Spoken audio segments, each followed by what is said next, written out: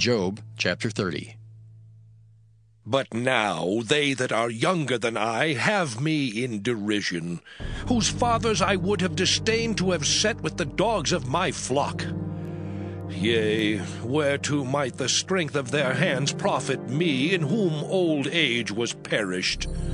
For want and famine they were solitary, fleeing into the wilderness in former time desolate and waste, who cut up mallows by the bushes and juniper roots for their meat. They were driven forth from among men. They cried after them as after a thief, to dwell in the cliffs of the valleys, in caves of the earth, and in the rocks. Among the bushes they brayed, under the nettles they were gathered together. They were children of fools, yea, children of base men. They were viler than the earth. And now am I their song, yea, I am their byword. They abhor me, they flee far from me, and spare not to spit in my face. Because he hath loosed my cord and afflicted me, they have also let loose the bridle before me. Upon my right hand rise the youth. They push away my feet, and they raise up against me the ways of their destruction. They mar my path, they set forward my calamity. They have no helper. They came upon me as a wide breaking in of waters. In the desolation they rolled themselves upon me. Terrors are turned upon me. They pursue my soul as the wind, and my welfare passeth away as a cloud. And now my soul is poured out upon me. The days of affliction have taken hold upon me. My bones are pierced in me in the night season, and my sinews take no rest. By the great force of my disease is my garment changed. It bindeth me about as the collar of my coat. He hath cast me into the mire, and I am become like dust and ashes. I cry unto thee, and thou dost not hear me. I stand up, and thou regardest me not. Thou art become cruel to me. With thy strong hand thou opposest thyself against me. Thou liftest me up to the wind. Thou causest me to ride upon it, and dissolvest my substance. For I know that thou wilt bring me to death, and to the house appointed for all living. Howbeit he will not stretch out his hand to the grave, though they cry in his destruction. Did not I weep for him that was in trouble? Was not my soul grieved for the poor? When I looked for good, then evil came unto me, and when I waited for light, there came darkness. My bowels boiled and rested not. The days of affliction prevented me. I went mourning without the sun. I stood up and I cried in the congregation. I am a brother to dragons and a companion to owls. My skin is black upon me, and my bones are burned with heat. My harp also is turned to mourning, and my organ into the voice of them that weep. Job chapter 31. I made a covenant with mine eyes. Why then should I think upon a maid? For what portion of God is there from above, and what inheritance of the Almighty from on high? Is not destruction to the wicked, and a strange punishment to the workers of iniquity? Doth not he see my ways, and count all my steps? If I have walked with vanity, or if my foot hath hasted to deceit, let me be weighed in an even balance, that God may know mine integrity. If my step hath turned out of the way, and mine heart walked after mine eyes, and if any blot hath cleaved to mine hands, then let me sow, and let another eat. Yea, let my offspring be rooted out. If mine heart have been deceived by a woman, or if I have laid wait at my neighbor's door, then let my wife grind unto another, and let others bow down upon her. For this is an heinous crime. Yea, it is an iniquity to be punished by the judges. For it is a fire that consumeth to destruction, and would root out all mine increase. If I did despise the cause of my manservant or of my maidservant when they contended with me, what then shall I do when God riseth up? And when he visiteth, what shall I answer him? Did not he that made me in the womb make him? And did not one fashion us in the womb? If I have withheld the poor from their desire, or have caused the eyes of the widow to fail, or have eaten my morsel myself alone, and the fatherless hath not eaten thereof. For from my youth he was brought up with me as with a father, and I have guided her from my mother's womb. If I have seen any perish for want of clothing, or any poor without covering, if his loins have not blessed me, and if he were not warmed with the fleece of my sheep, if I have lifted up my hand against the fatherless, when I saw my help in the gate, then let mine arm fall from my shoulder blade, and mine arm be broken from the bone. For destruction from God was a terror to me, and by reason of his highness I could not endure. If I have made gold my hope, or have said to the fine gold, Thou art my confidence, if I rejoiced because my wealth was great, and because mine hand had gotten much, if I beheld the sun when it shined, or the moon walking in brightness, and my heart hath been secretly enticed, or my mouth hath kissed my hand, this also were an iniquity to be punished by the judge, for I should have denied the God that is above. If I rejoiced at the destruction of him that hated me, or lifted up myself when evil found him, neither have I suffered my mouth to sin by wishing a curse to his soul. If the men of my tabernacle said not, O that we had of his flesh, we cannot be satisfied. The stranger did not lodge in the street, but I opened my doors to the traveler. If I covered my transgressions as Adam, by hiding mine iniquity in my bosom, did I fear a great multitude, or did the contempt of families terrify me that I kept silence, and went not out of the door? Oh, that one would hear me! Behold, my desire is that the Almighty would answer me, and that mine adversary had written a book. Surely I would take it upon my shoulder, and bind it as a crown to me. I would declare unto him the number of my steps. As a prince would I go near unto him. If my land cry against me, or that the furrows likewise thereof complain, if I have eaten the fruits thereof without money, or have caused the owners thereof to lose their life, let thistles grow instead of wheat, and cockle instead of barley. The words of Job are ended. Job chapter 32. So these three men ceased to answer Job, because he was righteous in his own eyes. Then was kindled the wrath of Elihu the son of Barachel the Buzite, of the kindred of Ram. Against Job was his wrath kindled, because he justified himself rather than God. Also against his three friends was his wrath kindled, because they had found no answer, and yet had condemned Job.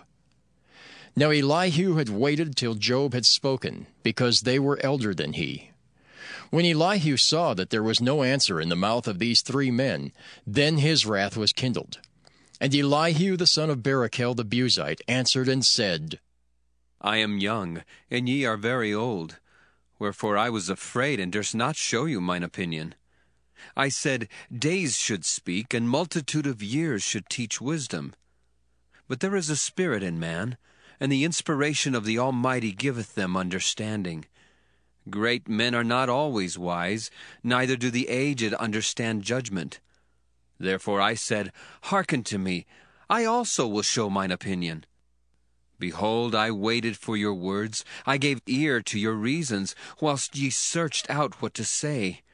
Yea, I attended unto you, and behold, there was none of you that convinced Job, or that answered his words.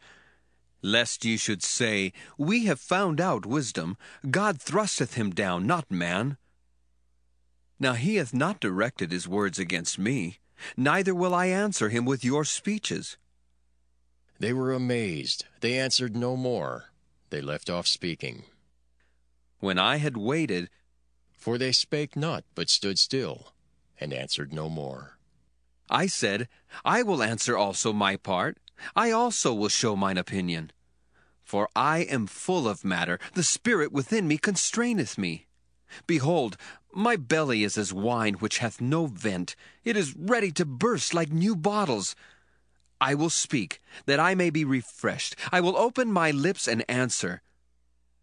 Let me not, I pray you, accept any man's person, neither let me give flattering titles unto man. For I know not to give flattering titles. In so doing, my Maker would soon take me away." Job chapter 33. Wherefore, Job, I pray thee, hear my speeches, and hearken to all my words. Behold, now I have opened my mouth, my tongue hath spoken in my mouth. My words shall be of the uprightness of my heart, and my lips shall utter knowledge clearly. The Spirit of God hath made me, and the breath of the Almighty hath given me life. If thou canst answer me, set thy words in order before me. Stand up. Behold, I am according to thy wish in God's stead. I also am formed out of the clay. Behold, my terror shall not make thee afraid, neither shall my hand be heavy upon thee. Surely thou hast spoken in mine hearing, and I have heard the voice of thy words, saying, I am clean without transgression. I am innocent, neither is there iniquity in me. Behold, he findeth occasions against me. He counteth me for his enemy. He putteth my feet in the stocks. He marketh all my paths. Behold, in this thou art not just. I will answer thee that God is greater than man. Why dost thou strive against him? For he giveth not account of any of his matters. For God speaketh once, yea, twice, yet man perceiveth it not. In a dream, in a vision of the night, when deep sleep falleth upon men, in slumberings upon the bed, then he openeth the ears of men, and sealeth their instruction, that he may withdraw man from his purpose, and hide pride from man. He keepeth back his soul from the pit, and his life from perishing by the sword. He is chastened also with pain upon his bed, and the multitude of his bones with strong pain, so that his life abhorreth bread, and his soul dainty meat. His flesh is consumed away, that it cannot be seen, and his bones that were not seen stick out. Yea, his soul draweth near unto the grave, and his life to the destroyers. If there be a messenger with him, an interpreter, one among 1,000, to show unto man his uprightness, then he is gracious unto him, and saith, Deliver him from going down to the pit. I have found a ransom. His flesh shall be fresher than a child's. He shall return to the days of his youth. He shall pray unto God, and he will be favorable unto him. And he shall see his face with joy, for he will render unto man his righteousness. He looketh upon men, and if any say, I have sinned, and perverted that which was right, and it profited me not, he will deliver his soul from going into the pit, and his life shall see the light. Lo, all these things worketh God oftentimes with man, to bring back his soul from the pit, to be enlightened with the light of the living. Mark well, O Job, hearken unto me. Hold thy peace, and I will speak. If thou hast anything to say, answer me. Speak, for I desire to justify thee. If not, hearken unto me. Hold thy peace, and I shall teach thee wisdom. Job chapter 34. Furthermore, Elihu answered and said, Hear my words, O ye wise men, and give ear unto me, ye that have knowledge. For the ear trieth words, as the mouth tasteth meat. Let us choose to us judgment. Let us know among ourselves what is good. For Job hath said, I am righteous, and God hath taken away my judgment. Should I lie against my right? My wound is incurable without transgression. What man is like Job, who drinketh up scorning like water, which goeth in company with the workers of iniquity, and walketh with wicked men? For he hath said, It profiteth a man nothing that he should delight himself with God. Therefore hearken unto me, ye men of understanding. Far be it from God that he should do wickedness, and from the Almighty that he should commit iniquity. For the work of a man shall he render unto him, and cause every man to find according to his ways.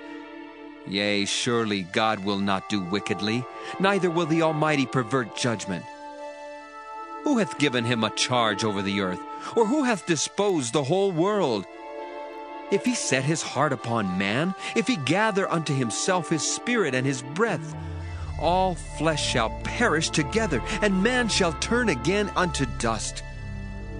If now thou hast understanding, hear this, hearken to the voice of my words.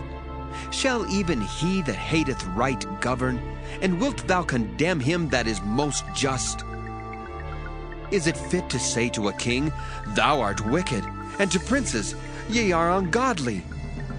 How much less to him that accepteth not the persons of princes, nor regardeth the rich more than the poor? For they all are the work of his hands. In a moment shall they die, and the people shall be troubled at midnight and pass away, and the mighty shall be taken away without hand.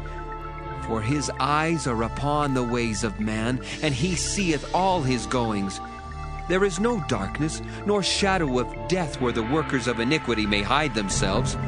For he will not lay upon man more than right, that he should enter into judgment with God. He shall break in pieces mighty men without number, and set others in their stead. Therefore he knoweth their works, and he overturneth them in the night, so that they are destroyed. He striketh them as wicked men in the open sight of others, because they turned back from him, and would not consider any of his ways, so that they cause the cry of the poor to come unto him, and he heareth the cry of the afflicted. When he giveth quietness, who then can make trouble? And when he hideth his